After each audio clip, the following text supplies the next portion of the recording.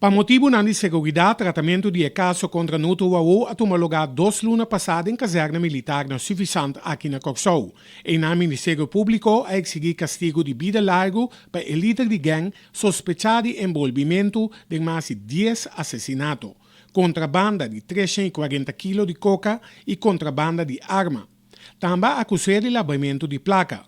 Corte não há acusação probada.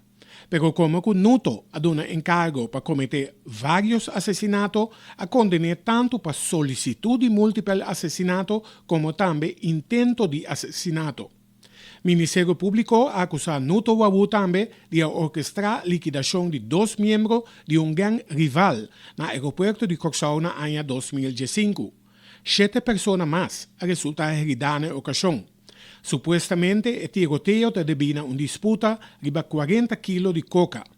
Nuto ha quedado absolvido a acusación.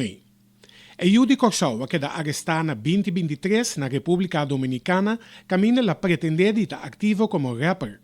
Después de un proceso largo, en 2024, West na Santo Domingo ha dado una luz verde para extraditar Nuto Wawu para Holanda. A poner riba avión y mandar derechito Schiphol. Die Schiphol heeft extra beveiligde justitiële inrichting naar Vught, junto con el criminal Dennis G. El último aquí ha quedado condenado por contrabanda de cocaína y lazo con Ridwan Taghi, quien ha recibido sentencia de vida largo en el caso Marengo. Mientras que Nuto estaba presente en Coxau durante el tratamiento de su caso de caserna militar no suficiente, Awe él escucha su sentencia estando en sala de corte de prisión en Vught. Abogado Alicia Blanc está contento con su cliente a quedar absolver de varias acusaciones importantes, manera el tiroteo en el aeropuerto en el año 2015. Sin embargo, esta mira suficiente motivo para apelar a sentencia. Ministério Público está satisfecho con el veredicto.